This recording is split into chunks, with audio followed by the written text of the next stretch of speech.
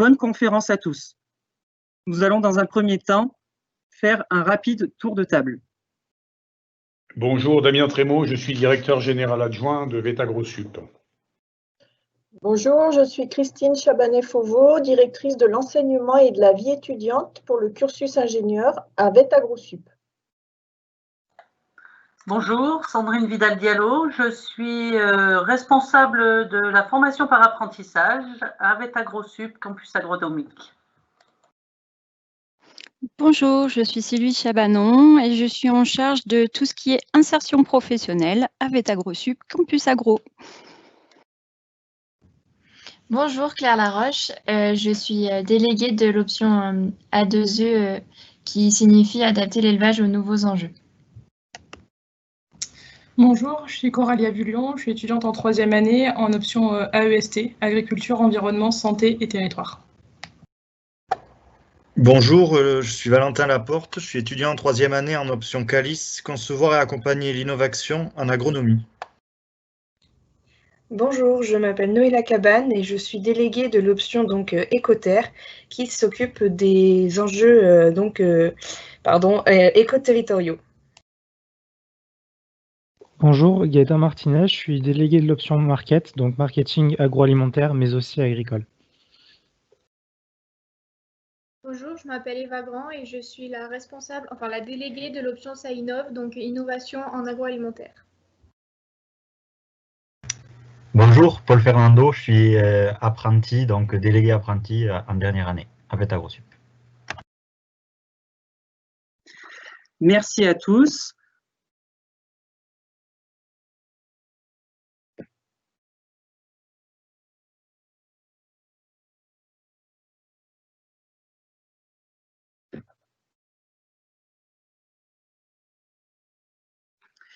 Et donc, je laisse prendre la parole à Damien Trémaud pour cette petite introduction.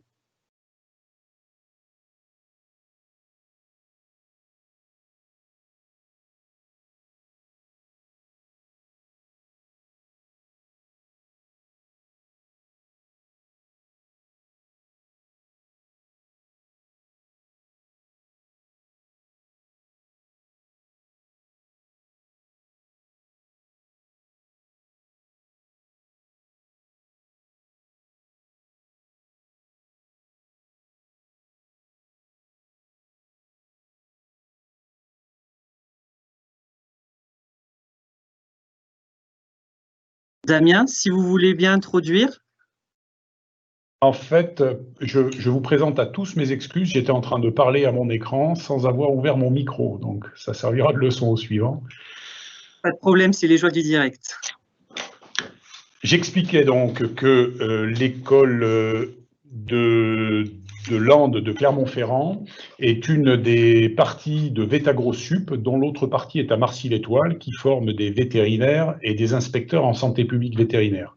Donc ici, nous formons des ingénieurs agronomes, mais comme toute école d'ingénieurs, c'est la commission des titres d'ingénieurs, vulgairement appelée CTI, qui délivre l'accréditation.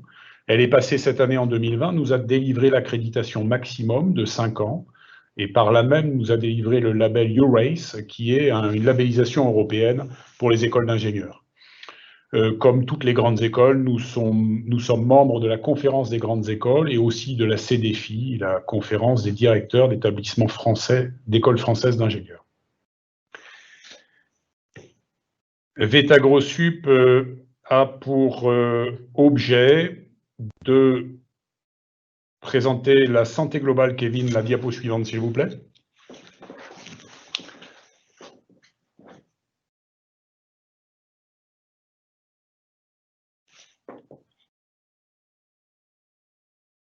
Merci.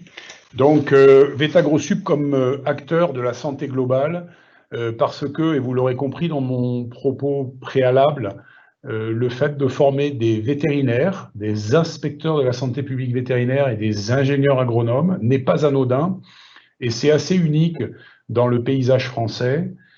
C'est qui a valu en 2007 à l'établissement de rejoindre le Consortium of Universities for Global Health, qui regroupe plus d'une centaine d'universités à travers le monde qui travaillent sur ces questions d'approche globale de la santé. Et donc, effectivement, on peut dispenser ici une approche interdisciplinaire qui associe toutes les sciences du vivant, de la terre, les sciences humaines et sociales, les sciences de la santé animale, pour répondre aux défis sanitaires et alimentaires qui sont devant nous. Nous avons validé aujourd'hui un projet d'établissement qui repose sur 4 axes. Renforcer l'excellence et l'interdisciplinarité au service de cette santé globale, mettre l'innovation au cœur de l'établissement, être acteur des transitions, sujet extrêmement important dans notre projet d'établissement et pour nous qui sommes des acteurs du vivant, les transitions dans toutes les dimensions, et renforcer l'ouverture de l'établissement, l'ouverture au territoire local et au monde. Pour présenter très rapidement la formation sur la diapo suivante, l'ingénieur agronome, c'est quoi? C'est un cadre opérationnel et polyvalent, proche des réalités du monde professionnel, capable d'identifier les problématiques, capable d'établir des diagnostics, de proposer des solutions, de mettre en œuvre des projets, d'innover. Certes, il intervient principalement dans les domaines de la production animale, de la production végétale, de l'alimentation, de l'environnement et du développement territorial, mais il est amené désormais à intervenir dans tout autre domaine. On retrouve aussi beaucoup de nos diplômés qui évoluent dans des secteurs parfois complètement déconnectés de ceux qu'on vient de citer, mais par contre, avec les compétences qu'on a citées plus haut, qui sont tout à fait transversales.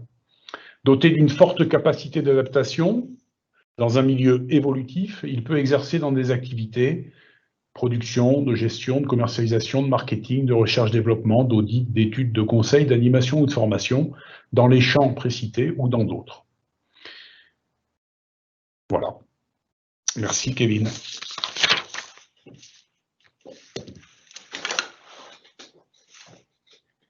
Je vais continuer donc pour vous présenter comment on a construit notre cursus autour de ces objectifs professionnels dans une approche compétence.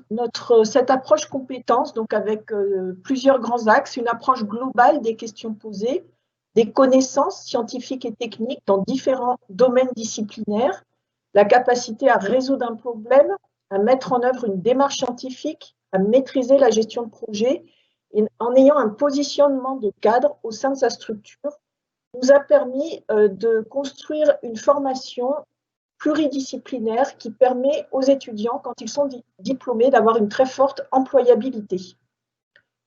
Diapo suivante, s'il te plaît.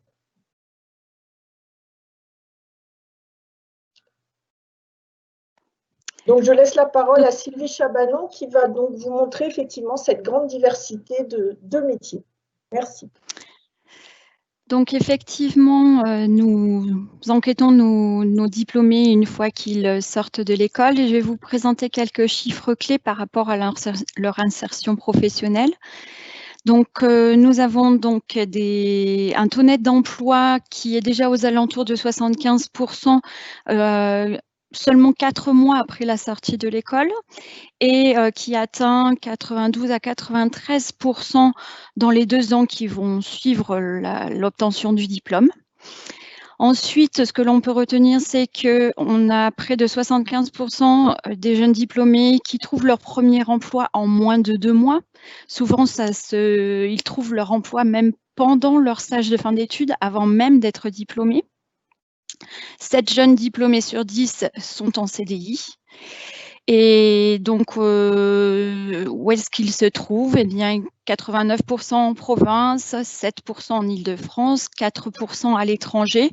Ce sont des chiffres qui varient d'une promo à l'autre. Donc, ça peut osciller 85% en province, environ 9-10% en Île-de-France et 5 à 6% à l'étranger selon les promotions. Le salaire moyen en débutant, salaire brut annuel, prime incluse, est de 29 386 € précisément, en sachant qu'il peut aller au-delà des 30 000, 35 000 € selon les entreprises ciblées, la zone géographique et bien sûr les fonctions exercées. Diapo suivante, Kevin, s'il te plaît. Oula, on ne voit rien sur ma diapo, mais c'est pas grave. Alors, ce qu'on voulait vous montrer, c'est que les ingénieurs peuvent travailler dans une diversité de secteurs. Une diversité de secteurs, à commencer par les OPA, par exemple. Les OPA, ce sont les organisations professionnelles agricoles.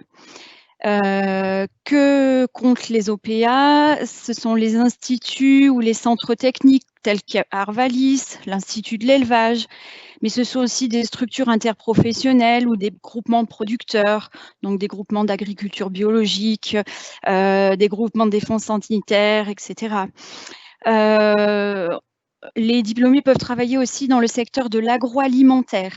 Alors l'agroalimentaire, c'est l'alimentation humaine, mais aussi l'alimentation animale. Donc Lint, Saint-Michel, Jacquet, Sodial, je pourrais vous citer toutes sortes de structures agroalimentaires de renommée internationale ou de petites PME plus locales. Ensuite, les diplômés peuvent travailler dans les services. Les services, c'est quoi? C'est les banques, les cabinets de certification, les centres de gestion, mais aussi l'édition ou la presse, comme le disait notre directeur tout à l'heure. On est ingénieur agro et puis finalement, on devient journaliste. On peut faire des métiers qui sont un peu surprenants. Ensuite, eh bien évidemment, on peut travailler dans les productions agricoles, en GAEC, en EARL, donc reprendre l'entreprise familiale ou créer une structure nouvelle. Et justement, nous avons parmi nos diplômés de jeunes entrepreneurs qui font des startups, qui montent leur propre start-up en lien avec les productions agricoles, par exemple pour fabriquer des croquettes pour chiens à base d'insectes, ou pour créer des pâtes artisanales ou monter un centre d'accueil équestre. Donc, des activités, des startups avec une activité de production agricole.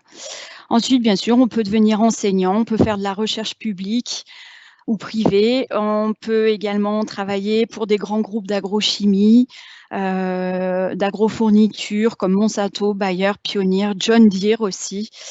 Travailler dans le commerce, la distribution ou l'environnement. Donc, vous voyez que la liste est longue et que les choix sont vraiment variés. Diapo suivante, Kevin, s'il te plaît. Et donc là, sur cette diapositive, vous avez tout autant de métiers différents qui sont possibles. C'est-à-dire que excusez-moi, quel que soit le secteur que je vous ai cité tout à l'heure, vous pouvez occuper des fonctions complètement différentes, donc responsable export, chef de projet, data scientist, chargé de mission santé, conseiller en agritourisme. Je ne vais pas tous les lire, mais vous voyez que c'est extrêmement varié. Voilà.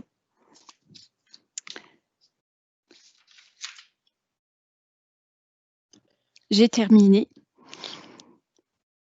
Et je repasse la main à Christine parce que ces métiers variés, effectivement, c'est en fonction des options que vous aurez suivies. Donc, par rapport, pour qu'on termine là-dessus, c'est que je pense que le diplôme d'ingénieur agro est parfait pour des jeunes qui sont intéressés par les sciences du vivant et qui ne savent pas forcément quoi faire derrière, qui ont une vision un petit peu large. Et vous trouverez chaussures à votre pied parce qu'on a vraiment, comme on vous l'a montré, des débouchés très larges.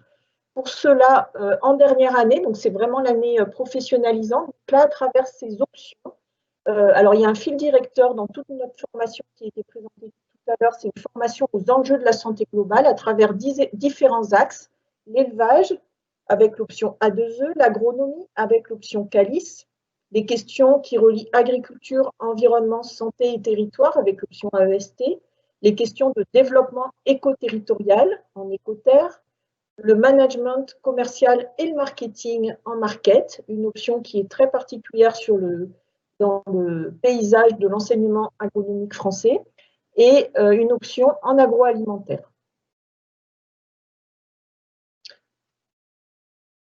Diapo suivante, s'il te plaît. Donc, moi, je vais vous présenter rapidement l'option AEST. Donc, c'est pour moi l'option la plus large où on aborde énormément de notions différentes, donc comme son nom l'indique, agriculture, environnement, santé et territoire. Et je pense que c'est ce qui fait sa richesse et ce qui permet vraiment d'avoir une vision globale quand on est face à un problème ou à un sujet d'étude en tant qu'étudiant ou en tant que diplômé. Donc, cette option, elle est découpée en 5 unités d'enseignement. Donc, la première, c'est celle qu'on a dès le tout début de l'année. Donc, c'est vraiment la première approche de ces thématiques pour apprendre à voir et à faire le lien entre ces différents sujets. Donc, on a un des modules qu'on a, par exemple, c'est autour de la gestion du risque. Et donc, le sujet change chaque année, mais c'est un module dans lequel on peut faire entrer énormément de sujets d'études différents. Et une des particularités pour moi, c'est qu'on a des cours qui sont organisés de manière classique par les étudiants, mais on a aussi des cours qui sont organisés par les étudiants. Donc, c'est nous qui pouvons choisir les sujets qu'on aimerait aborder et les intervenants qu'on souhaite rencontrer. Dans la deuxième unité d'enseignement, donc c'est des modules qui sont plutôt autour de la santé humaine, donc avec des cours d'épidémiologie. Donc là, c'est plutôt, pour faire simple, l'étude des maladies. On a aussi une partie sur l'écotoxicologie, donc plutôt sur l'effet des toxines et des contaminants sur l'environnement. Et après, on fait aussi de l'écologie, donc à toutes les échelles, donc soit au niveau du paysage ou des populations, des écosystèmes, on voit de tout. Ensuite, le troisième unité d'enseignement, donc c'est plutôt des thématiques territoriales. Donc, on a des cours sur les modes d'action publique. Donc là, c'est plutôt des questions autour des enjeux politiques sur la gestion des territoires. Et après, on a une partie plutôt sciences sociales, donc avec le travail en agriculture et sur la transition agroécologique. L'unité d'enseignement 4 est plutôt une unité d'enseignement où on apprend on acquiert des outils qui nous serviront tout au long de notre cursus étudiant, mais après tout au long aussi de notre parcours professionnel, pardon. Donc, on va avoir des cours de statistique et de cartographie, mais là qui sont vraiment appliqués sur des thématiques de notre choix. On va avoir aussi des cours pour apprendre à maîtriser les différents supports de communication écrite et l'animation de réunions, par exemple, ou de débats ou d'une table ronde, par exemple. On a aussi de l'anglais, mais là, c'est une approche qui est également beaucoup plus professionnelle. Donc, on n'est plus dans le cadre scolaire, c'est plutôt des temps d'échange autour des sujets d'actualité qui sont en lien avec notre option. Et après, dans la dernière unité d'enseignement, c'est là qu'on retrouve entre autres les projets collectifs ingénieurs. Donc là, c'est un professionnel en fait qui nous donne un sujet de travail et en petit groupe d'étudiants, on doit mettre en œuvre tous les outils et tout ce qu'on a appris au cours de notre formation pour répondre à sa demande. Donc là, c'est vraiment là encore un moyen de mettre un premier pied dans le monde professionnel.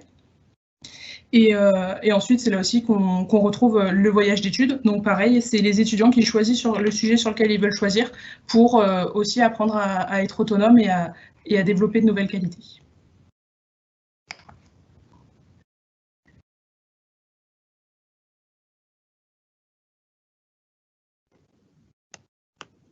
Donc, concernant l'option A2E, donc c'est vraiment une option autour de la thématique des productions animales, où donc voilà, où les motivations sont vraiment diverses, mais centrées autour de l'élevage. Donc, on retrouve notamment une approche sur, donc comme je disais, l'intérêt autour de l'élevage, mais aussi les solutions à apporter aux éleveurs afin qu'ils optimisent leur système. Donc, on a également certaines personnes qui ont choisi cette option pour cette approche globalité, car en fait, on approche vraiment une exploitation agricole dans sa globalité, même si elle est notre option est spécifique aux productions animales. Et enfin, d'autres motivations sont également la prise de recul, l'ouverture d'esprit que peuvent nous apprendre ces cours, car on voit vraiment énormément de systèmes d'élevage, que ce soit le hors-sol, donc avec tout ce qui est en bâtiment, ou la gestion des prairies avec les ruminants, par exemple. Donc voici. Donc après, au niveau des opportunités, il y a énormément d'élèves qui souhaitent travailler dans le conseil, mais également autour de la reproduction et d'un travail sur la génétique des races, ou encore l'amélioration continue des filières tournées autour de l'élevage. Et voilà. Et à cela s'ajoutent également des projets à plus long terme, car souvent les étudiants préfèrent travailler un petit peu avant de s'installer, qu'ils soient hors cadre ou pas, enfin qu'ils soient nés dans une exploitation ou qu'ils soient hors exploitation agricole. Voilà.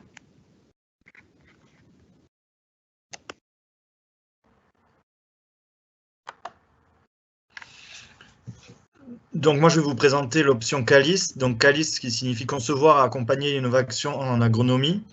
Donc c'est une option qui est tournée vers l'agronomie, vers les productions végétales. Un de ses objectifs, c'est de connaître les enjeux d'une agronomie finalisée, puis je dirais même de l'agronomie actuelle, des productions végétales actuelles, donc liées aux transitions agroécologiques, liées bien entendu au changement climatique, et en intégrant les nouvelles technologies.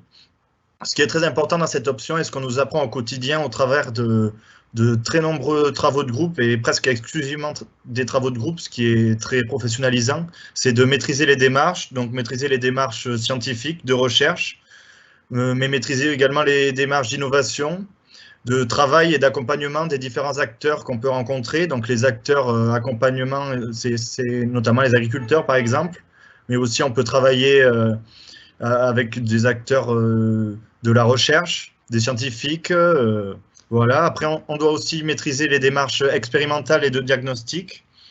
Et le but de l'option également, c'est d'approfondir nos connaissances, donc notre connaissance en agronomie, donc avec les différents champs qui existent de l'agronomie, c'est-à-dire l'étude des sols, la protection des cultures, le machinisme, également l'écologie. Et puis pour cela, donc l'ensemble des modules prennent une forme quasiment de projet. Et puis on a aussi également un projet ingénieur que l'on doit mener par groupe de 3 étudiants pour nous apprendre à développer un projet nous-mêmes. Et on a aussi la présentation de nombreux projets qui ont été entrepris par des anciens de l'école ou des gens qui ont un cursus similaire au nôtre. Donc après cette option, le but c'est qu'on puisse travailler dans des fonctions aussi diverses que de la recherche et développement, de l'accompagnement et du conseil, de l'expertise ou de la conception et de l'innovation. Donc cela dans des structures privées ou dans des structures publiques ou parapubliques.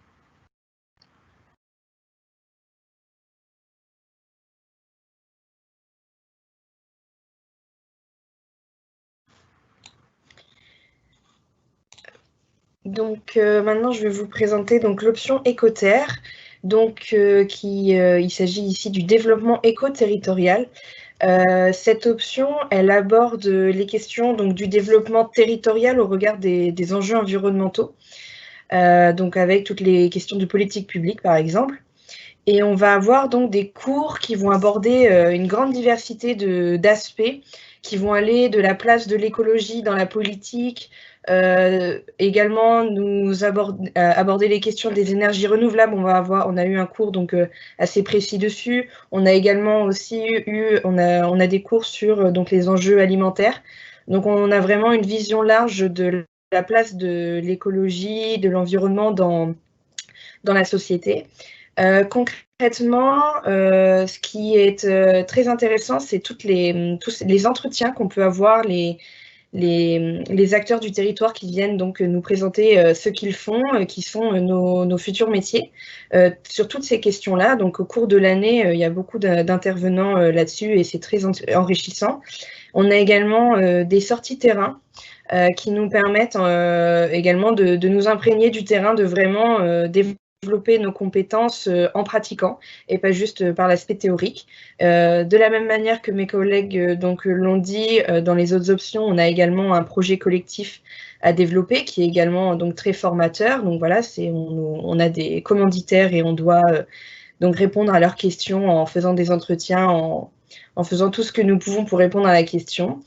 On va avoir également un module statistique, comme les AEST, avec des thématiques très particulières, qui vont nous permettre, on ne va pas travailler sur un cas très général, mais qui est plus porté sur notre option Écoterre. Qu'est-ce qui a amené ma promo actuelle à être en Écoterre? C'est vraiment toutes ces questions d'enjeux environnementaux à multiples échelles. et vraiment une volonté de devenir acteur de la création d'un avenir qui est plus en accord avec nos valeurs. Voilà pour l'option Écoterre.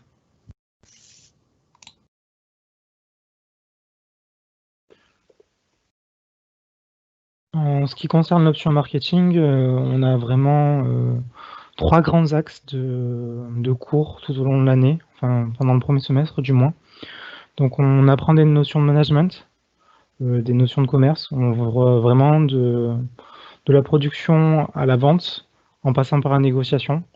Tous les modules sont faits par des intervenants pratiquement extérieurs, des professionnels qui viennent parler de leur expérience, de leur vision du sujet.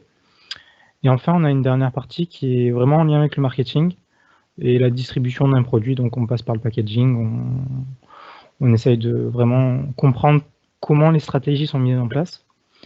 Après, on a donc l'UE 4, 5 et 6 qui sont vraiment communs à toutes les autres options. C'est des outils de l'ingénieur, c'est donc le PCI, le projet collectif ingénieur. Après, un peu spécifique à cette option, on a vraiment un UE 6 qui est vraiment consacré à la construction du projet personnel et professionnel surtout.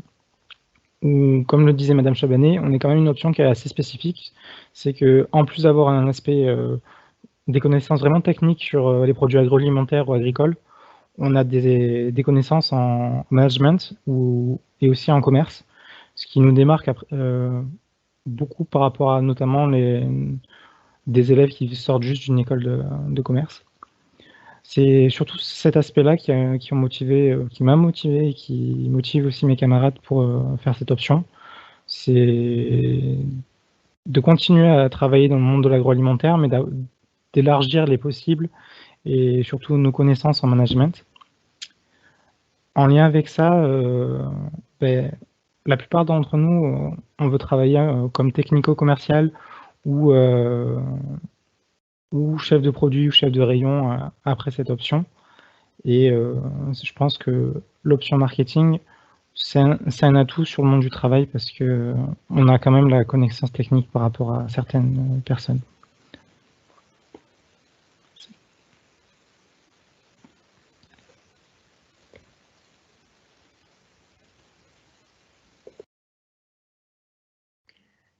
Alors moi, je vais vous présenter l'option SciNov qui correspond aux sciences agroalimentaires pour l'innovation et la performance. Donc c'est une option qui place l'innovation alimentaire au cœur de ses enseignements.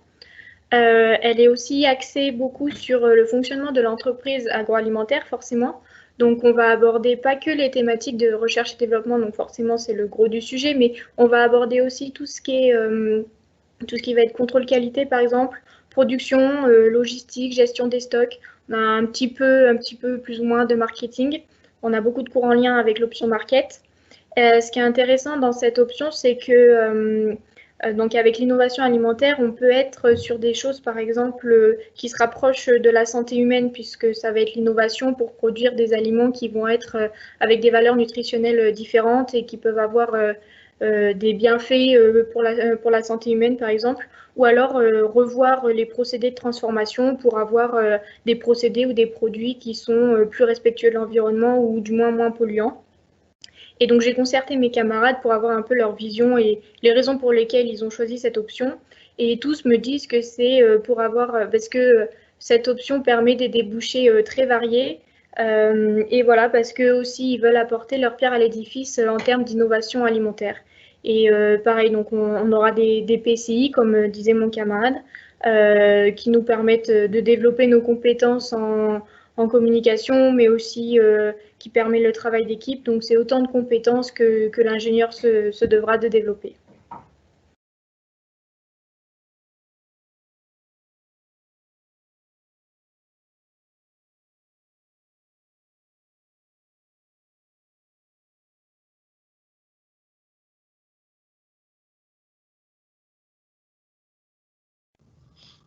Alors, je suppose que je vais pouvoir présenter donc la vie étudiante. Avec mes camarades, on s'est concerté pour vous présenter quelle est la vie étudiante à VET-AgroSup. Donc, il y a sur le campus 7 associations. Il y en a 6 de deuxième année et une de troisième année. Celle de troisième année, c'est 3 AVE, qui est là pour récolter des fonds et permettre aux étudiants de troisième année de partir en voyage d'études durant une semaine dans le lieu qu'ils veulent et rencontrer les acteurs qu'ils veulent. Ensuite, pour les 6 autres associations qui sont très diverses, on va avoir donc l'ADD, qui est l'association du développement durable. On a le bureau des étudiants, donc qui s'occupe très largement de la vie étudiante sur le campus, de l'intégration notamment des engins, mais pas que.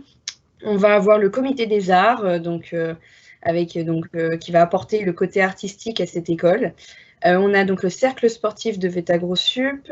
On a une micro-entreprise qui s'appelle Sestagri qui cherche des missions, des jobs étudiants qui permettent donc aux étudiants d'avoir des petits emplois durant l'année. Et Tangasu qui est une association humanitaire. Au-delà de ces 7 associations, on a une grande diversité de clubs qui permet vraiment à chacun de trouver chaussure à son pied. La liste n'est pas exhaustive tellement il y en a, mais on va avoir par exemple sur les aspects extérieurs, on va avoir le club potager, compost, la pépinière. Au niveau artistique, on va avoir le club théâtre, le club dessin, le club chanson. Et au niveau activité sympathique, on va avoir donc les clubs jeux, baby-foot, billard ou encore le club brunch par exemple. Ce n'est qu'une petite partie de tous les clubs qu'il y a sur le campus. Une petite idée de la vie étudiante dynamique et agréable que nous pouvons avoir sur le campus, c'est tous les matins, on a les petits pains qui sont distribués par l'association 3 AVE. Donc il y a une petite vente de petits pains. Il y a le club café le midi qui permet de se retrouver et de discuter. Et on va également avoir des fois le soir des after-work qui vont être organisés ou plein d'autres activités. L'ADD fait parfois, ou même le club des arts, des DIY, donc des do-it-yourself. Enfin voilà, c'est plein d'ateliers qui sont faits pour créer du lien entre les promos et intra-promos. On a également, et c'est à noter, une résidence étudiante sur place, sur le campus, avec un foyer donc, dans lequel se trouve le baby-foot et le billard par exemple, mais également un espace de détente où il est agréable de se poser et de discuter. La résidence comporte aussi un gymnase et une salle de muscu pour les adeptes de sport, ainsi qu'un terrain de volley juste à côté de la résidence, si jamais certains veulent se retrouver autour d'un volley ou d'une autre activité, il y a un petit terrain juste à côté. Voilà donc pour cette superbe vie étudiante dynamique qui se trouve sur le campus.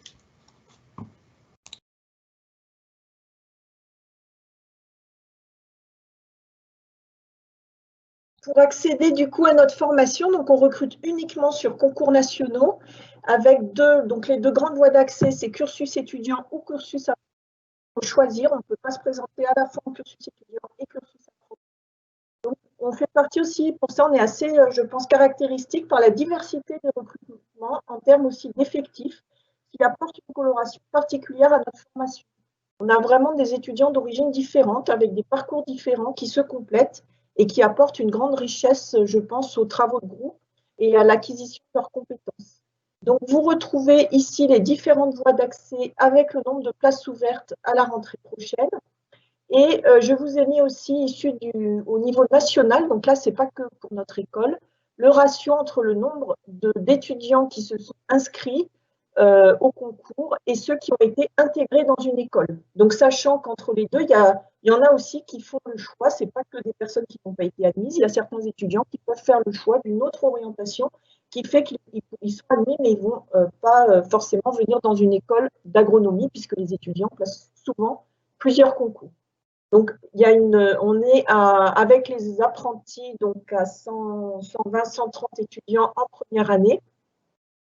Et en deuxième année, on a aussi des entrées possibles avec un master, donc sachez-le, et sachant que vous pouvez vous présenter au maximum 2 fois au concours d'entrée en école d'agro. Et ces concours donc, permettent d'accéder à toutes les écoles d'agronomie publiques en France.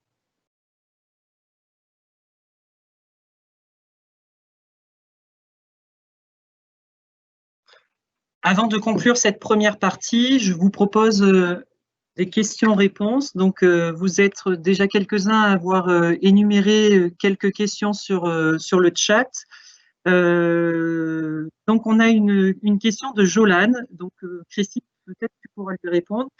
Jolane souhaiterait savoir si ces options sont à choisir dès l'entrée à l'école ou un tronc commun est enseigné auparavant pour vous permettre de tout découvrir. Oui, bien sûr, vous avez la possibilité de choisir, de découvrir. Avant de choisir, on vous demande de choisir au mois de janvier de la 2e année, donc après 18 mois dans l'école. Donc, effectivement, vous avez le temps de choisir et pour découvrir et voir ce qui vous convient le mieux.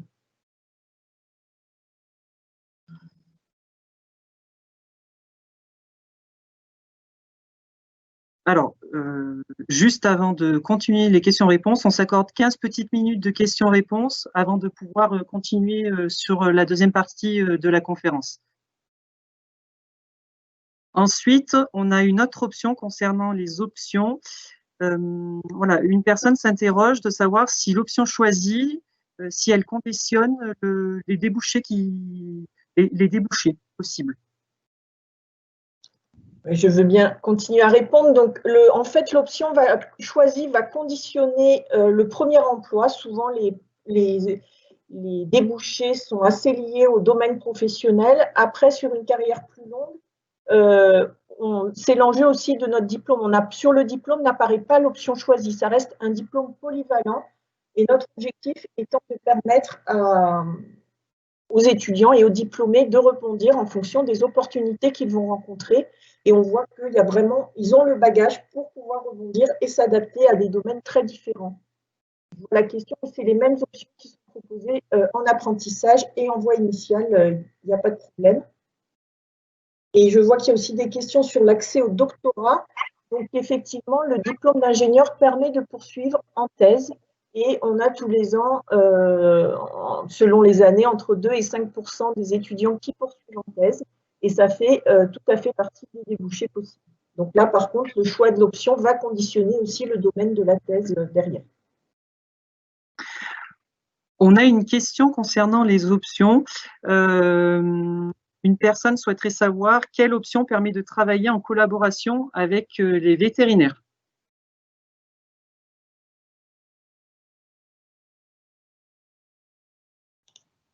Je peux proposer de répondre éventuellement. Bien sûr. Ça rejoint d'une certaine manière ce que vient de dire Christine Chabanès, c'est-à-dire que naturellement, on peut penser que les options ayant trait à l'animal, au monde animal, mais aussi largement aux questions agronomiques, ont vocation à exercer dans un périmètre ou dans un écosystème dans lequel l'étudiant vétérinaire ou le vétérinaire, intervient. Mais c'est vrai aussi des dimensions agroalimentaires, puisqu'on parlait tout à l'heure de santé publique vétérinaire. Il se trouve qu'en France, le contrôle sanitaire des produits alimentaires est confié à des inspecteurs de la santé publique vétérinaire qui sont formés dans notre établissement. Donc en fait, l'environnement vétérinaire est valable dans les écosystèmes dans lesquels sont amenés à intervenir les ingénieurs agronomes. Et puis, il y a certainement des choses auxquelles je n'ai pas pensé, mais on peut parler aussi du domaine des pet food, de l'alimentation animale, qui sont au carrefour de toutes nos options. Voilà, mais je pense que c'est dans un cadre général, je pense que ça rejoint la première diapositive que j'ai présentée où on parlait de compétences transversales. Je crois que très certainement, ces compétences transversales permettent d'envisager un panel extrêmement important de métiers par la suite. Alors, autre question. Peut-on postuler pour plusieurs options? Alors, allez-y Gaëtan, très bien, ça changera. Je peux prendre un peu la parole. C'est que, en fait, fin de deuxième année, enfin début de deuxième semestre de la deuxième année, en fait, vous avez une présentation en amphi des options, où là, c'est à la fois un élève et un enseignant, donc le référent de l'option, qui vient vous parler de l'option, qui vient vous présenter le programme. Et en lien avec ça, donc quand vous allez vous inscrire pour la troisième année, vous faites en fait un choix entre deux options que vous classez bien sûr par ordre de préférence. Et ça se fait en fonction des places disponibles dans l'option, S'il y a concurrence, c'est au niveau du dossier, si vraiment il n'y a plus de place. Mais c'est très rare qu'on n'ait pas l'option qu'on veut, sachant que c'est arrivé cette année. Une personne a changé son option 2 semaines avant la rentrée parce qu'elle était en market et finalement elle est partie en calice parce que ça lui plaisait plus forcément autant qu'au moment de l'inscription en 3e année. Donc la plupart du temps, on a l'option qu'on veut et c'est un choix entre deux autres. C'est un choix qu'on fait.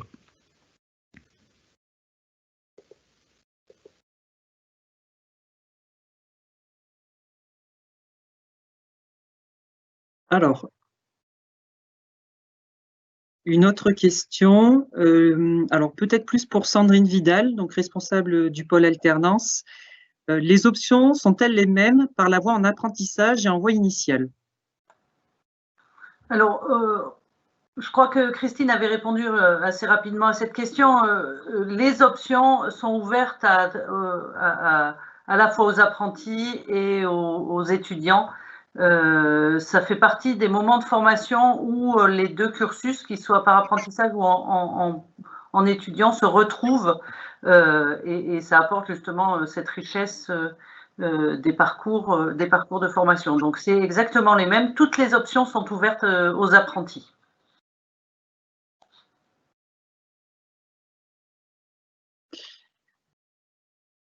Une autre question concernant l'apprentissage.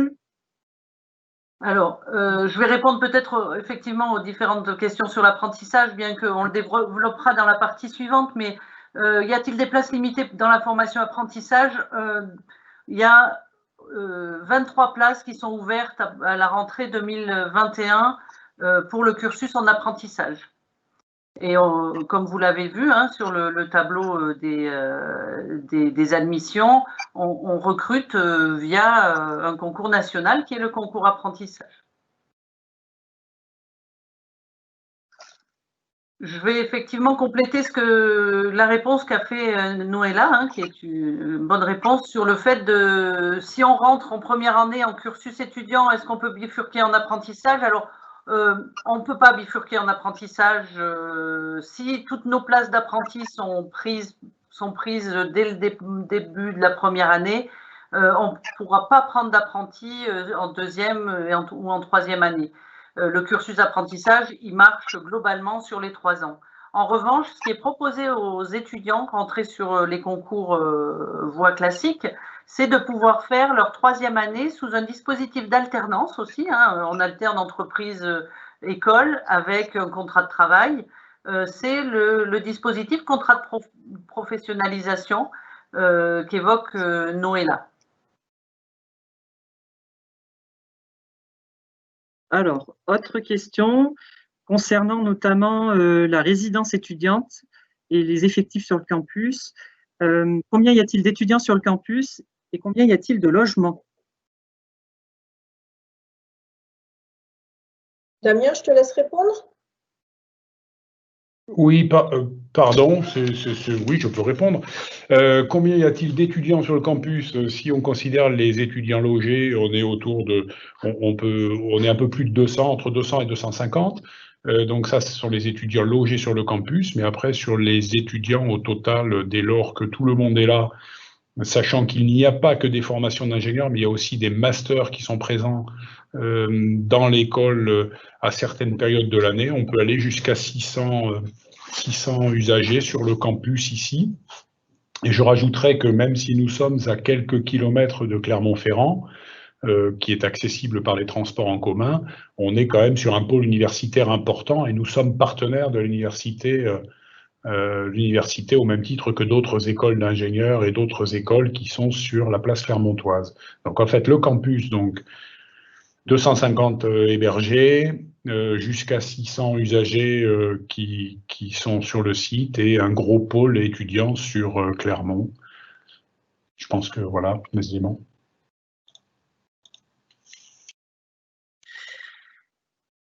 Merci Damien. Concernant les étudiants, donc une question d'Alexandra. Avez-vous des métiers en vue pour votre cursus professionnel? Si oui, lesquels? Sinon, quelle est votre vision potentielle pour votre carrière professionnelle? Alors, je crois que Gaëtan est en train de répondre par écrit. Du coup, je vais faire nos réponses à l'oral, ce sera plus simple, tout le monde pourra l'entendre au moins. Pour ma part, moi je suis en train de développer mon entreprise, donc ça n'a pas été présenté, mais c'est une possibilité aussi. C'est que tout au long de votre cursus, si vous avez une idée de projet professionnel, vous pouvez faire la demande de statut entrepreneur et développer en fait votre entreprise en même temps que vos cours, bien sûr en gérant les deux de la façon la plus adéquate qui va de soi. Mais donc moi je suis en train de développer mon entreprise et ça c'est mon objectif, c'est d'être mon propre patron, quoi. Merci Gaëtan. Est-ce qu'éventuellement d'autres veulent répondre? Coralia? Après, si je peux compléter, donc moi j'ai pas de métier vraiment spécifique que je vise, mais par contre je suis plus intéressée par le domaine environnemental, donc plutôt pour travailler en lien avec la gestion des milieux naturels et plutôt éventuellement en lien avec la faune sauvage. Donc là, ça serait plutôt dans des structures type parc national, parc régional, des conservatoires des espaces naturels ou des organismes de ce type. Du coup, je veux bien partager ma réflexion aussi. Alors, moi, c'est très récent, mon projet professionnel, parce que voilà, je suis arrivée à Vétagro sans trop savoir ce que je voulais. Et grâce à mes 2 années précédentes, j'ai pu trouver un peu ce que je voulais. Et donc, en étant en écoterre encore, je continue d'affiner mon projet professionnel. Et je sais que ça sera plutôt dans les collectivités territoriales, donc à l'échelle peut-être d'une communauté de communes, parce que selon moi, c'est une bonne échelle qui est plus vivable qu'une plus grosse. Donc moi, c'est vers ce genre de structure que je m'oriente, donc sur, comme mon option écoterre l'envisage, sur tout ce qui est donc développement territorial, mais aux enjeux, avec les enjeux environnementaux. Donc, mais ça peut être une grande part des collectivités territoriales.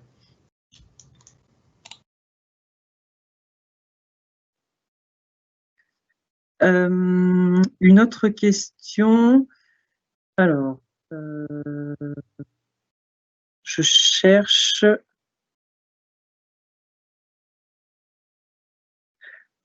Peut-être une question où d'autres seront intéressés pour avoir une réponse. Existe-t-il une passerelle pour rejoindre le cursus Véto en fin de cursus ingénieur? Alors, en fait, la seule passerelle qui existe aujourd'hui, c'est le concours. Désolée, j'ai mis à part. Il y a un problème, Kevin? Non, c'est tout bon, pardon. Oui, donc la passerelle qui existe, c'est le concours des Véto qui se passe qui est ouvert à plein de cursus atypiques et qui fait rentrer, du coup, il faut continuer. On a donc 3 années en école d'agro et derrière 5 années de nouveau en école vétérinaire. Ça ne raccourcit pas le cursus vétérinaire. Et on a eu 2 étudiants qui ont réussi ce concours. Mais sachez qu'au total, je crois qu'au niveau national, il doit y avoir peut-être 4 ou 5 places au niveau national. Donc, c'est vraiment pour des parcours très particuliers. Je veux juste rebondir sur ce que vous venez de dire, Madame Chabanet, pour dire qu'il y a un ancien étudiant de l'école qui a été accepté via ce concours en école vétérinaire cette année à la rentrée de septembre, qui était en 3e année il y a 2 ans. Oui, tout à fait. Au total, on en a eu 2, je crois, qui ont réussi à utiliser ce concours pour continuer par un parcours vétérinaire, effectivement. Donc, ce qui est important de dire, c'est que la personne qui pose la question peut être un de ces 2-là ou un de ces 5-là. C'est possible. Donc, merci à tous. Nous arrivons au terme de la première partie. Alors, il y a encore pas mal de questions, mais il y aura d'autres moments d'échange où nous tâcherons de pouvoir répondre à vos différentes questions. Donc, les participants vont avoir la possibilité de suivre soit une conférence spécifique présentant la formation initiale en raison sur cette visioconférence ou la possibilité de suivre une conférence spécifique dédiée à la formation par l'apprentissage via un lien qu'il sera publié dans le chat. Le processus sera le même que vous avez pu suivre pour vous connecter. il faudra cliquer sur le lien et vous pourrez bifurquer sur la conférence apprentissage pour ceux qui le souhaitent. Donc, ne vous inquiétez pas, pour ceux qui étaient intéressés pour recueillir des informations sur les 2 dispositifs de formation, voie classique ou par le voie apprentissage, les replays seront disponibles sur le site internet de nos journées portes ouvertes. Voilà. Donc, je vais publier le lien de connexion pour les personnes qui souhaitent recueillir des informations plus spécifiquement sur l'apprentissage. Et vous pourrez donc cliquer dessus et rejoindre la conférence où Sandrine et Sylvie vous attendent pour vous présenter le déroulement de cette formation.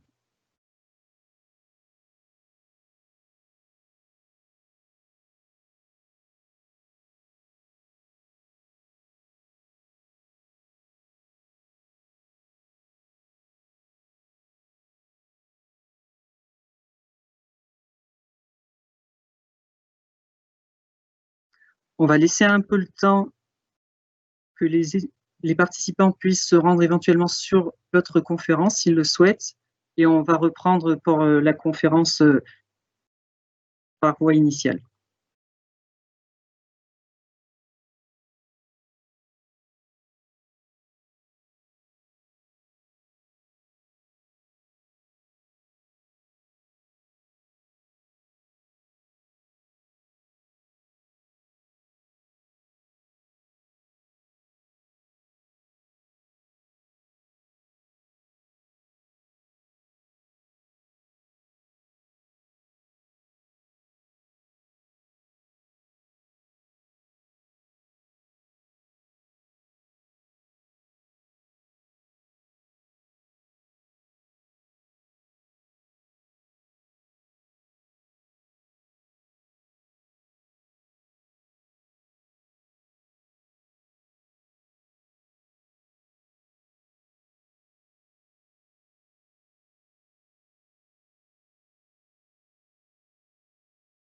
Je vous propose de reprendre. Donc, pour débuter cette conférence spécifique au parcours étudiant, je vais laisser la parole donc à Christine. Damien? Christine? Oui, je peux le faire, oui. Donc, comme on a terminé la première présentation, donc rappelez ici les voies d'accès possibles au concours. Donc, après une classe prépa BCPST, donc c'est important, ce sont tous des concours nationaux. Donc, il est très important d'aller sur le site qui est inscrit en haut à droite de la diapositive. Vous aurez toutes les informations détaillées, les échéances, les épreuves à passer, le dossier à compléter, etc., etc. Et puis, quel type de licence, de BTS, de DUT sont possibles pour postuler à ces différents concours. Diapo suivante, on pourra y revenir si besoin, bien sûr. Donc, notre cursus, il est donc sur 3 années. Alors, comme on l'a évoqué déjà à la première conférence, la première année, c'est vraiment un socle commun de connaissances. Donc, vous avez là le titre de nos unités d'enseignement, qui vous donne vraiment une vision des différents champs thématiques que l'on va aborder. Donc, les 4 premiers points qui sont vraiment les piliers, je dirais, de notre cursus. Et puis ensuite, les 3 derniers qui sont tout ce qui va être transversal à l'ingénieur en termes de méthode, d'outils, de posture. Et puis, bien sûr, les langues vivantes, puisque pour être diplômé, ça c'est important, il faut absolument valider un niveau TOEIC, niveau B2 en anglais. Je reviendrai ensuite sur les stages.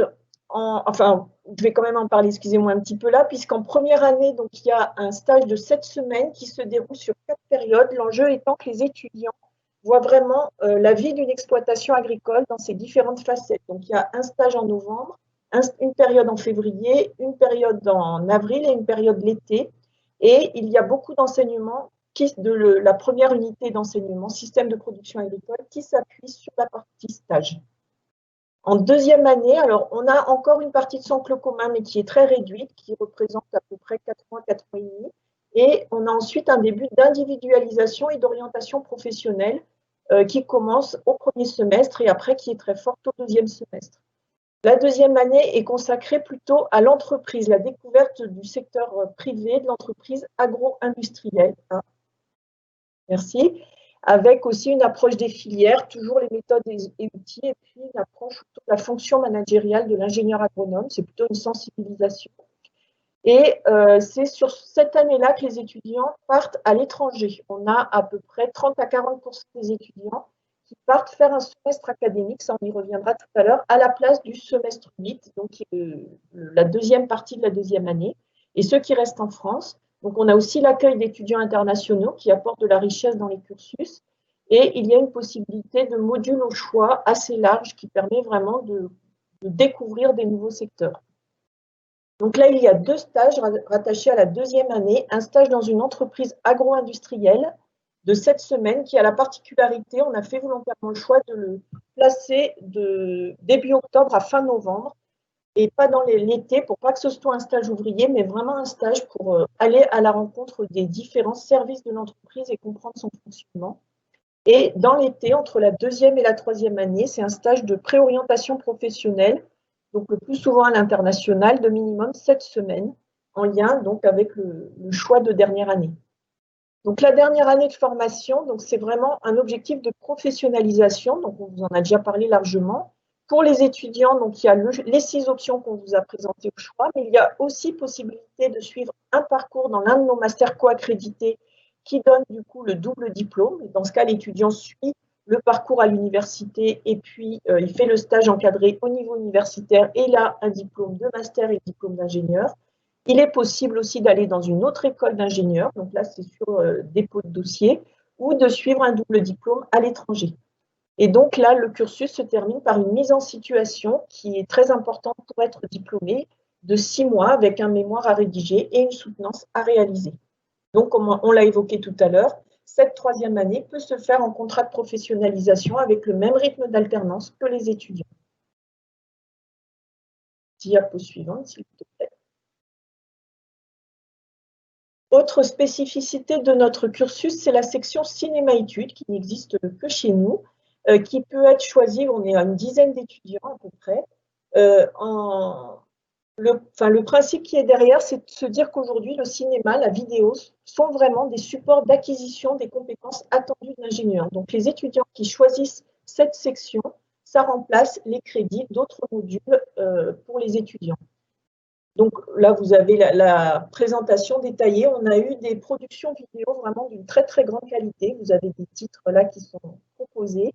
Et donc, les étudiants, on a un partenariat avec l'université du site Clermontois et ils sont accompagnés par des artistes professionnels pour monter leur projet, le construire et avec des réalisations aussi intermédiaires. Diapo suivante, s'il vous plaît. Concernant l'ouverture à l'international, donc là, les étudiants doivent passer actuellement, on est à 2 mois minimum à l'étranger, mais on va certainement augmenter. Notre objectif à terme est que les étudiants passent tous au moins 6 mois cumulés à l'étranger. Donc ça peut se faire soit sur un, je vous l'ai montré en fin de deuxième année, ou ça peut être aussi la dernière année qui peut être faite à l'étranger. Le stage, les stages, tous les stages peuvent se faire à l'étranger. Donc on a actuellement 40% qui font un semestre à l'étranger. Donc, sur la carte, vous avez coloré en fait tous les pays où il y a des partenariats établis avec VET-AgroSup, mais il est bien sûr possible d'aller dans d'autres coins du monde, il n'y a pas de souci à ce niveau-là. Donc, nous, on est agréé pour faire passer le TOEIC et on prend en charge le passage du TOEIC pour les étudiants. Diapo suivante. Donc, en plus des cursus, des options dont on vous a parlé tout à l'heure, donc là, on vous a listé les différents masters co-accrédités dans lesquels l'école est engagée. Donc, un étudiant qui souhaiterait suivre l'un de ces parcours, il suffit qu'il se signale. Après, il faut que son dossier, toutefois, soit accepté, bien sûr, par l'université partenaire. Alors, on a, dans différents domaines, plutôt autour des questions de santé, d'innovation en lien avec l'agroalimentaire. On a une option Plant Integrative Biology and Breeding qui est plutôt sur les questions de génétique et un peu plus large, mais au niveau de l'agronomie. On a 2 parcours autour dans les questions de gestion des territoires et de développement local. Un parcours plutôt sur les dynamiques territoriales et un parcours qui est aussi totalement en anglais, qui s'intitule Global Quality European Livestock Production avec des étudiants donc aussi internationaux. un parcours là, qui est basé à Lyon en microbiologie, un parcours donc, qui est géré avec l'École nationale des services vétérinaires autour des politiques d'alimentation et de gestion des risques sanitaires. Donc là, c'est un parcours qui est aussi suivi par des étudiants vétérinaires. Et puis, on a un master reconnu Erasmus Mundus autour des questions de food identity. Les doubles diplômes, donc il est possible de suivre. Donc si on veut être double diplômé à l'international, donc là il faut partir à partir du semestre 8. Le semestre 8 et le semestre 9 sont suivis dans l'université partenaire et le stage de fin d'études est suivi en partenariat par l'université partenaire et VetAgroSup. Donc on en a donc au Chili, au Brésil, en Argentine et en Italie en cours d'accréditation. On a aussi un accord avec l'école de commerce de Clermont qui permet, donc là, avec une année de césure, de suivre un parcours très raccourci au niveau de l'école de commerce et au final d'avoir un diplôme d'ingénieur manager, donc un double diplôme plus le diplôme d'ingénieur. Diapo suivante, s'il te plaît. Donc là, je vais laisser la parole à Damien Trémaux. Si on reprend sur la base de tous les éléments qui viennent de vous être fournis, on peut donner les grands avantages de ce type de formation.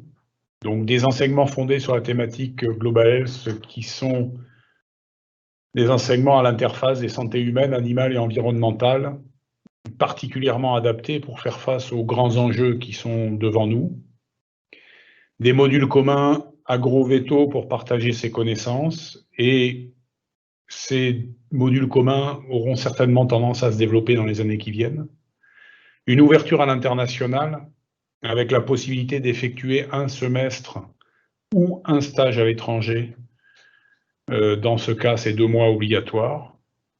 Une formation soutenue en anglais avec un test TOEIC pris en charge par l'établissement et ça répond à une question qui a été posée dans le chat où effectivement, désormais, pour délivrer le titre d'ingénieur, les étudiants valident obligatoirement une certification en langue étrangère.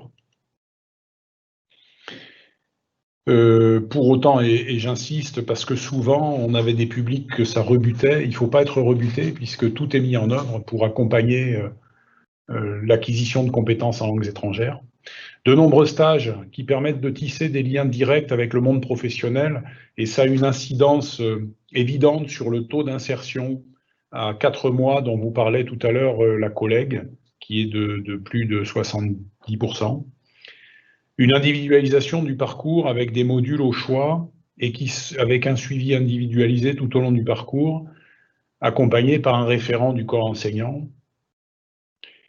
Un fort partenariat avec le sommet de l'élevage, qui est qui est d'ailleurs la 3e manifestation du monde animal en volume en France aujourd'hui, avec le SIA à Paris et le SPACE à Rennes.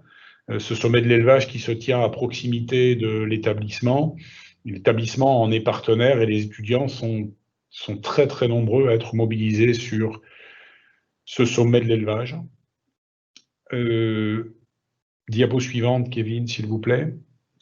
Et la possibilité de bénéficier du Collège des hautes études Lyon Sciences, puisque je vous ai dit tout au début, en préambule, que notre établissement était implanté sur Marcy-l'Étoile, dans la banlieue lyonnaise, et ici à Clermont, et que sur la place de Lyon a été créé ce CHELS, Collège des hautes études de Lyon, dont on est fondateur, qui réunit 6 établissements, donc qui sont cités ici, qui paraissent pas naturellement liés les uns aux autres, le Conseil national supérieur de musique et de danse de Lyon, l'École centrale de Lyon, l'École normale supérieure de Lyon, l'École des mines de Saint-Étienne, Sciences Po Lyon et VetAgroSup. Et au fond, qu'est-ce qui est commun à tous ces établissements? Eh bien, ce qui est commun, c'est très simple, ce sont les enjeux et les défis que les générations qui sont dans ces écoles ont à relever. Et donc, l'objectif de cette démarche de rapprochement est de pouvoir conjuguer les compétences pour offrir aux étudiants des atouts supplémentaires de réussite professionnelle. Je vais donner un exemple tout de suite. Nous venons de créer, c'est tout neuf, ça vient juste d'arriver, un passeport un peu développement durable, qui sera délivré aux jeunes étudiants qui auront suivi un certain nombre de modules communs de leur établissement et communs au Shels, et qui permettra d'avoir cette forme de labellisation. Donc, ce n'est pas de la diplomation, ce n'est pas des certificats, mais ce sont des mentions qui permettent de montrer qu'on a un portefeuille de compétences élargi et transversal.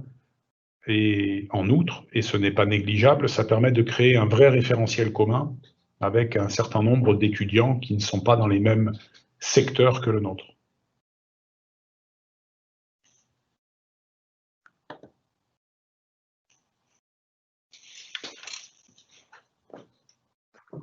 Donc, nous arrivons au bout de cette deuxième conférence spécifique. Pour reprendre les questions, puisque voilà, on a encore un petit temps d'échange, encore une vingtaine de minutes de temps d'échange. Si vous avez des questions, n'hésitez pas à les poser toujours dans le chat. Pour revenir sur les questions précédentes qui avaient été posées et sur lesquelles on pourrait peut-être reprendre, même s'il y a eu des réponses écrites. Si le niveau en langue demandé n'est pas atteint, le diplôme n'est pas délivré, même si les résultats des autres deux modules sont excellents. Bah, je recommence, je viens de l'expliquer, mais en fait, c'est une obligation réglementaire. Désormais, un titre d'ingénieur, quel qu'il soit, tous les titres de niveau 5, de niveau 2, enfin de Bac plus 5, nécessitent aujourd'hui qu'il y ait un certificat en langue. Et du coup, par rapport à cette question, les étudiants pourront certainement compléter. On a un accompagnement très fort. On a des enseignants d'anglais qui accompagnent les étudiants. On fait des groupes de niveau. Vous êtes entraînés vraiment à passer le TOEIC et alors entre la première et la deuxième année, il y a juste 15 jours de stage en exploitation. Le reste du temps est libéré et permet à ceux qui le peuvent, qui le souhaitent, de partir en pays anglophone, soit en stage ou soit en job étudiant ou fin, peu importe, pour vraiment s'améliorer. Donc, il y a un accompagnement très fort qui est mis en place. Pour compléter ce qui a été dit, dès que vous arrivez dans la formation, le premier cours d'anglais que vous avez, en fait, c'est un TOEIC blanc pour vous situer à peu près par rapport au niveau attendu au niveau du diplôme. Ça vous permet en fait de vous classer dans des groupes d'anglais et là, vous allez vraiment avoir des cours en lien avec vos besoins. Donc, par rapport à là où vous vous situez, vous allez très vite progresser. Si vous n'êtes pas dans le bon groupe, vous serez vite remis dans un autre groupe.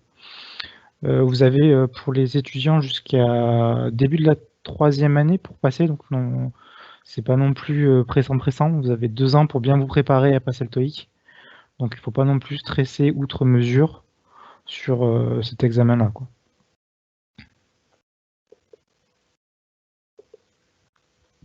Une question concernant l'option A2E. Dans quel type de structure peut-on travailler après diplôme? Du coup, je vais tenter de répondre à cette question, étant déléguée de l'option.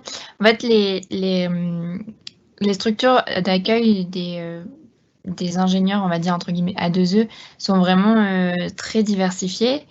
Monsieur Trémaux va pouvoir vous en dire quelques mots, mais notamment, actuellement, les étudiants de l'option se tourneraient plutôt vers des GDS, qui est la gestion de défense sanitaire, je crois.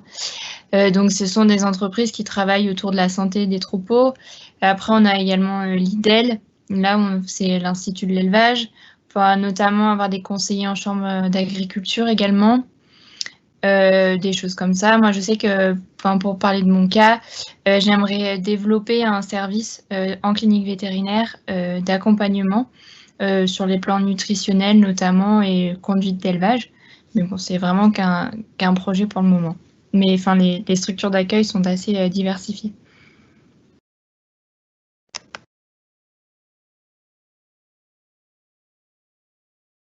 Claire voulait que j'intervienne, mais bon, Je crois que c'est important parce que ça permet aussi de dire que les parcours sont très diversifiés.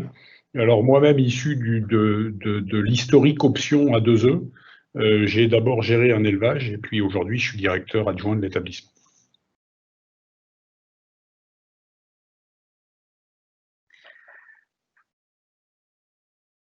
Une question concernant les masters co-accrédités. Qu'est-ce que le master co-accrédité apporte concrètement, niveau professionnel et niveau bagage de connaissances?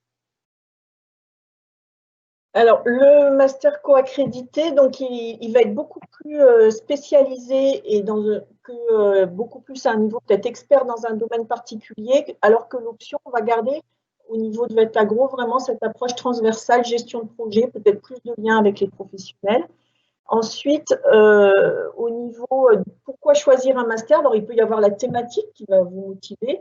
Il peut y avoir, enfin, il faut que la thématique, dans tous les cas, vous motive, mais derrière le choix de poursuivre en doctorat, souvent, en tout cas, certains masters vont peut-être plus préparer au doctorat dans certains domaines, ou il peut y avoir aussi la dimension internationale, c'est-à-dire qu'on a 2 masters au niveau en anglais, Food Identity et ce qu'on appelle Glocal au niveau de l'élevage, où il y a vraiment une diversité et toute cette approche internationale qui est très riche et qui va être un plus.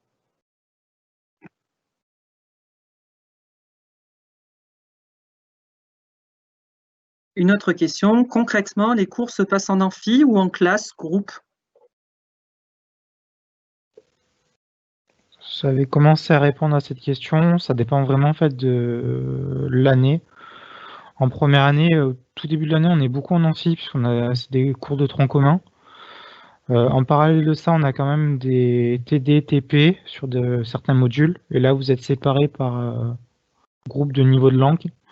Mais par contre, plus vous allez avancer dans votre formation, à partir de la 2e année, vous êtes beaucoup moins en amphi. Et après, en 3e année, hors cours commun, c'est-à-dire bibliographie et outils de l'ingénieur, on n'est qu'en option. Merci. Quelle serait l'option la plus en lien avec le master biologie santé du microbiote aux maladies chroniques?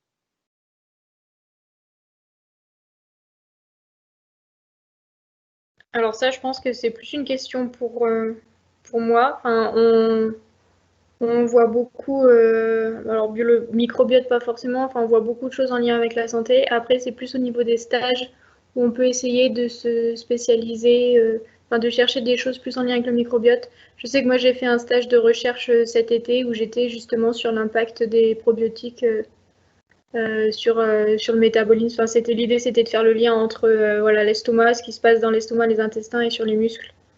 Donc c'est plutôt en SciNov qu'on trouverait ça, je pense.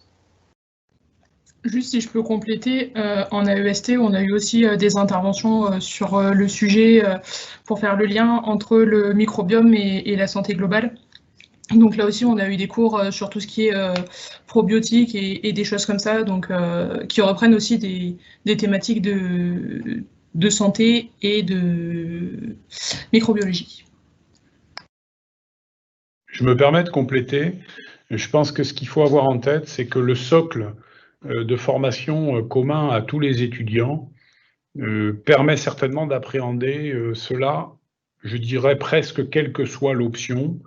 Et je rebondis sur ce qui a été dit précédemment, le choix des stages, le choix des organismes d'accueil, et même le choix de sa trajectoire va influer ce que l'on va faire, puisque vous aurez compris qu'il y a la possibilité de poursuivre dans des doctorats, et donc en effet, en fonction des choix que l'on fera, des stages qui seront réalisés, ça peut orienter la trajectoire, qu'elle soit professionnelle, mais aussi dans le domaine de la recherche.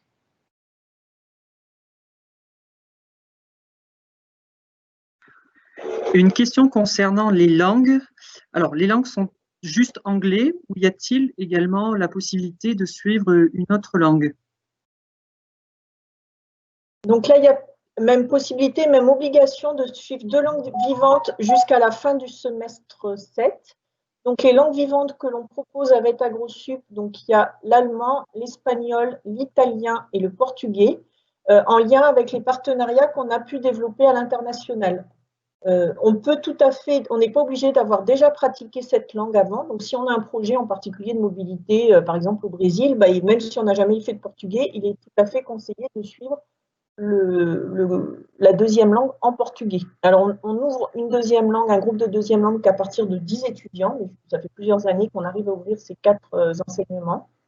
Éventuellement, si un étudiant veut suivre une autre langue vivante, il a le droit de le faire, mais c'est à lui de s'organiser, de prendre en charge les frais et de nous présenter son projet. Pratiquement, pour être honnête, c'est rarement possible par rapport aux contraintes d'emploi du temps. Mais en tout cas, la possibilité est ouverte. Si juste je peux rajouter à ce niveau-là sur les langues, moi personnellement, donc j'ai choisi le portugais et pourtant je suis pas partie du tout à l'étranger. J'avais pas pour objectif de faire ça. C'était juste pour moi l'occasion d'apprendre une nouvelle langue parce que jusqu'à maintenant j'étais anglais et espagnol. Et donc je trouve que c'est aussi l'occasion de changer et faut pas hésiter à la saisir, à saisir l'opportunité. Voilà.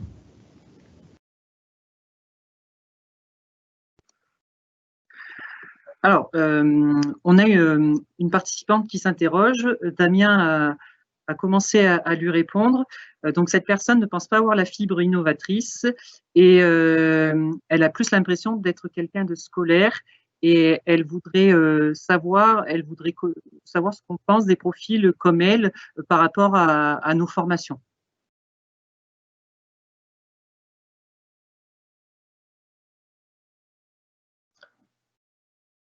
Eh bien, bienvenue, vous avez tout à fait notre place chez nous, c'est-à-dire que vous n'êtes pas la seule et c'est très fréquent. On a tout un parcours et un module qui s'appelle projet professionnel et personnel, ou personnel et professionnel, où on vous accompagne justement pour vous aider à voir, à construire, à voir ce qui peut vous plaire et aussi par toute façon les choix que vous allez pouvoir faire dans votre cursus, les stages que vous allez faire, les discussions que vous allez avoir avec les autres promos. Tout ça va vous amener vraiment à définir votre profil. Peut-être parmi les étudiants, je ne sais pas, il y en a peut-être un ou une qui est dans ce profil.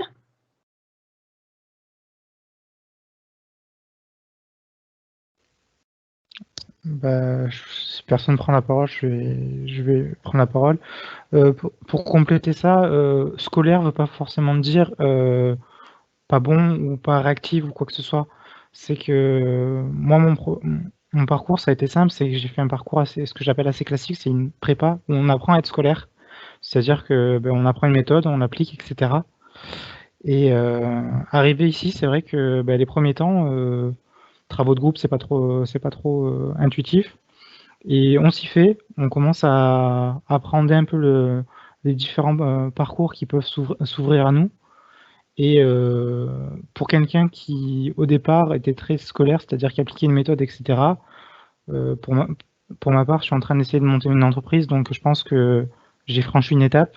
Et c'est grâce à l'école, et notamment aux travaux de groupe et aux enseignants qui sont derrière nous, qui sont à l'écoute, et qui essayent vraiment de pousser les étudiants au meilleur d'eux-mêmes, tout en prenant en compte leur envie, c'est-à-dire que si un étudiant n'a pas envie de travailler sur un sujet parce que ça lui plaît pas, etc., le professeur va pas forcément le forcer, il va essayer vraiment d'être à l'écoute et de trouver une solution au problème. Pour compléter, je dirais que vraiment ingénieur, il n'y a pas un profil d'ingénieur. C'est pas parce qu'on est d'une telle manière qu'on va être un bon ingénieur. C'est la diversité qui est hyper importante. Moi, je me considère pas comme quelqu'un de très novatrice. Je me considérerais même un peu comme toi, un peu scolaire. Et pourtant, c'est comme l'a dit Gaëtan, c'est vrai que au fur et à mesure du parcours, vraiment, on nous apprend beaucoup à analyser, à regarder d'un certain œil, et puis après, peut-être avoir des idées et puis les partager. Et ça, c'est le travail de groupe qui va nous permettre d'être novateurs ensemble. Moi, c'est ce que je crois maintenant, on est novateurs à plusieurs. On est meilleur d'ailleurs à plusieurs que tout seul. Et ça, si tu arrives en cursus ingénieur, tu vas apprendre ça durant tes 3 années de formation. Je pense que peut-être à la fin, tu te considéreras plus scolaire. Peut-être, mais peut-être pas. Mais il n'y a pas de profil d'ingénieur.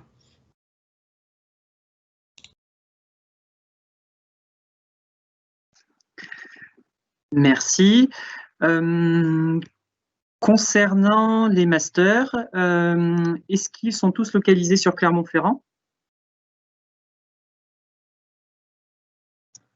Donc, on en a dans la liste qui sont ouverts, il y en a 2 qui sont basés à Lyon, le master en microbiologie et le master PAGER sur les questions de santé publique. Les autres sont basés à Lyon, effectivement. Et il y a aussi possibilité, quand on demande une option extérieure, de choisir un master dans une autre université. Mais là, par contre, il faut argumenter son dossier. Ça ne va pas de soi, mais c'est possible. Et dans ce cas, ça peut être sur toute la France.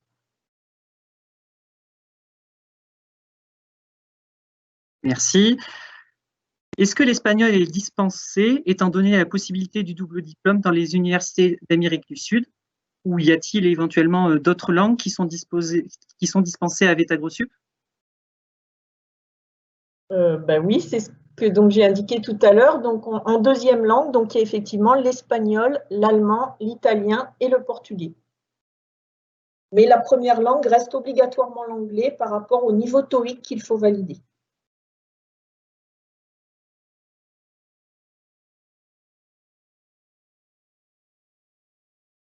Alors, une interrogation concernant les masters co-accrédités peut-il par conséquent faire perdre l'aspect polyvalent du diplôme?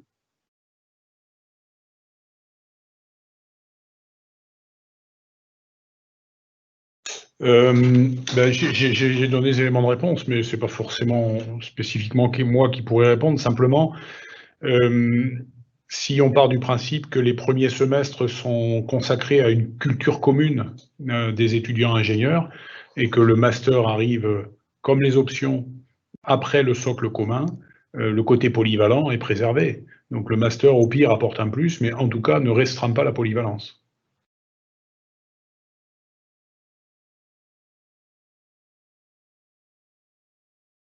Alors, concernant l'option A2E, permet-elle une vision d'ensemble des différentes filières de production ou se cantonne-t-elle à la production majoritaire de la région, au vin, etc. Alors du coup, là, non, on voit vraiment une multitude de production, à savoir quand même que le bovin laitier et la production de base, enfin de référence, donc notamment sur les années antérieures, on se base énormément là-dessus, mais à travers l'option, on a une ouverture plus sur les autres systèmes comme le porcin, où là par exemple avec les conditions actuelles, on a une visite virtuelle d'atelier d'engraissement en porc. On a aussi, là on sort juste d'un module sur la gestion de la santé du troupeau. Donc du coup on a eu des points sur les porcs, sur les caprins, etc. Donc du coup on a vraiment un système, on ne les voit pas tous parce qu'il y en a énormément, mais on en voit plusieurs.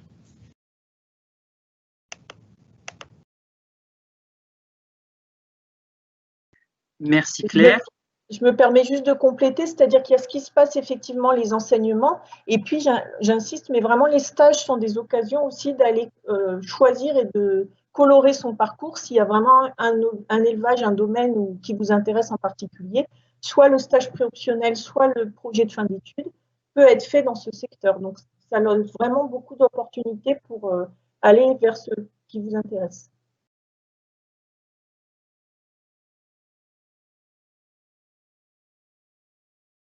Donc, on a une question au sujet de la 2e langue. Est-ce qu'il faut l'avoir déjà étudiée au lycée?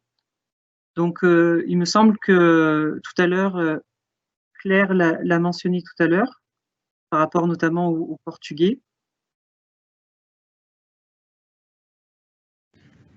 Excusez-moi, je n'ai pas écouté la question. Je suis désolée. Alors, c'était en fait une interrogation concernant la pratique de la 2e langue, s'il fallait l'avoir à tout prix étudiée en lycée pour pouvoir la choisir. Ah, pas du tout. Moi, je suis arrivée vraiment, je ne connaissais pas du tout le portugais. Et du coup, en fait, j'avais la chance aussi d'être dans un groupe, donc on n'était vraiment pas nombreux, nous on n'était que 6. Et on était tous novices, donc du coup c'était sympa parce qu'on avait vraiment tous le même niveau et notre professeur a su s'adapter en fait et on a appris les bases du portugais et même si on a peu de cours de 2e langue, on a pu quand même développer notre vocabulaire et bien échanger et bien progresser, donc c'était vrai. Enfin, il n'y a vraiment pas besoin de base. Les cours en fait sont faits en fonction des niveaux, notamment dans les autres langues. Je crois que c'est l'allemand. Enfin, il y a allemand et espagnol, il me semble, sont faits avec des cours de niveau. Donc, du coup, il n'y a pas besoin d'avoir une base dans les langues. Oui, pour compléter, c'est vraiment oui, fait par niveau. En allemand, en fonction, avec le nombre d'étudiants qu'il y avait 2 groupes de niveau.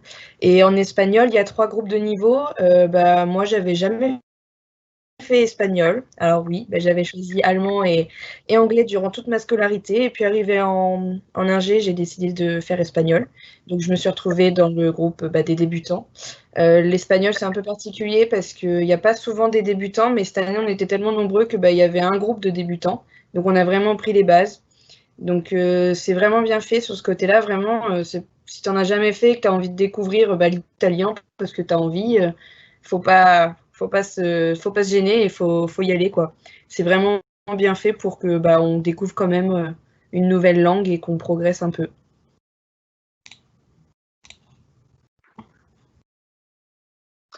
Alors, j'ai une dernière question. Alors, les participants, si vous avez d'autres questions, n'hésitez pas avant que l'on clôture la conférence. Il reste encore 2-3 petites minutes. Alors, la question est au sujet des doubles diplômes et des masters co-accrédités. Alors, est-ce qu'il faut les choisir avant son inscription ou lorsque nous sommes admis à VetaGrosSup? Donc, bonjour. Sur le cursus étudiant, du coup, c'est, comme on l'a indiqué, je crois, la première conférence, le choix doit être fait en début au milieu de la 2e année, pardon, au mois de janvier de la 2e année, pour vous laisser le temps, justement, d'avoir découvert les différents secteurs, d'avoir fait des stages, d'avoir discuté avec les étudiants des promos précédentes, d'avoir rencontré des professionnels. Donc, vous avez vraiment le temps de choisir. Et il arrive même que, comme ça a été dit aussi tout à l'heure, si vraiment, suite au stage que vous faites dans l'été, vous réalisez que ce n'est pas votre choix premier, il est possible, alors là, c'est à discuter au cas par cas, mais jusqu'à présent, on a toujours trouvé des solutions, de se réorienter pour vraiment aller dans le choix qui vous convient le mieux.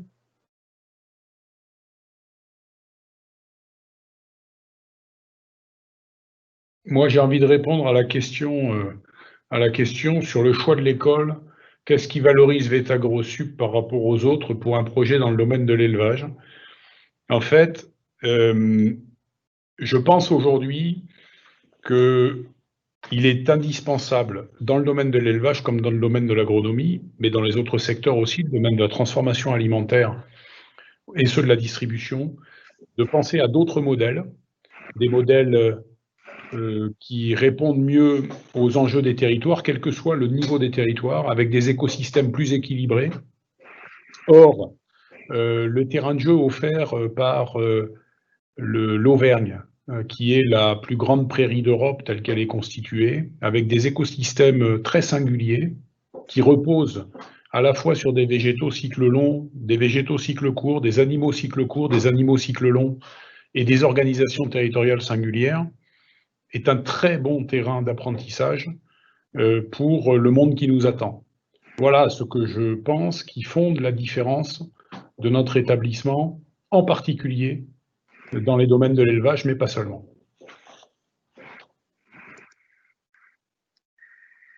Merci Damien. Donc on va terminer la phase de questions-réponses avec une dernière question qui concerne les emplois du temps journalier. Comment se compose-t-il de manière générale, cours magistraux le matin, TD l'après-midi, etc. Du coup, si je peux compléter la réponse que j'allais commencer à faire. Donc, il n'y a pas vraiment de journée type avec, par exemple, amphi le matin et TD l'après-midi. Par contre, tous les jeudis après-midi sont réservés au sport. On n'a pas cours le jeudi après-midi, c'est vraiment réservé. Donc, soit au sport, soit à la section cinéma-études. Ça va être la seule chose qui est fixe dans l'emploi du temps, qui me vient à l'esprit. Après, peut-être Madame Chabanet me contredira sur un certain point, mais il me semble que c'est ça. C'est tout à fait ça. Il y a juste les créneaux de langue aussi qui sont calés dans l'emploi du temps avec une régularité. Mais à part ça, c'est vraiment en fonction, il n'y a pas d'emploi du temps type. C'est vraiment par module et avec l'évolution tout au long de l'année. ce qui permet vraiment une grande diversité. Donc, s'il y a un module qui vous plaît moins, vous savez que vous allez bientôt en avoir un autre qui va plus vous plaire, découvrir un nouvel enseignant. Vous verrez, il y a beaucoup de piment dans la vie d'étudiant avec AgroSup. Et on ne vous dit pas tout, mais il vaut mieux, les étudiants vous le raconteront quand vous arriverez.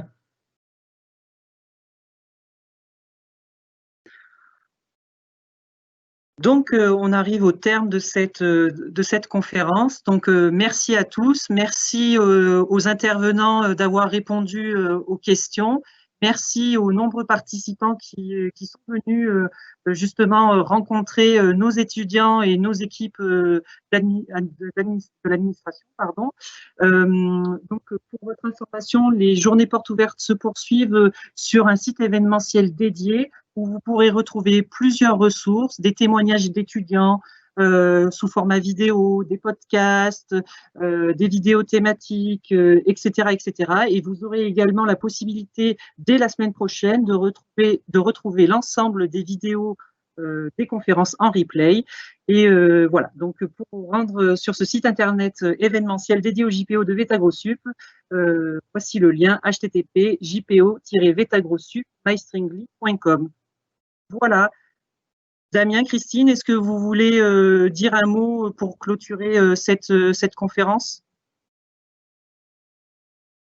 Avec plaisir. Moi, j'ai été très heureuse de pouvoir échanger avec vous et puis j'espère qu'on vous accueillera à la rentrée prochaine ou selon où vous en êtes, ou dans 1 an ou 2 ans, pour nous rejoindre et puis enrichir la vie de l'école, parce qu'on ne vous l'a peut-être pas assez dit, mais en tout cas, les étudiants sont très impliqués dans tout ce qui fait la vie de l'école à tous les niveaux.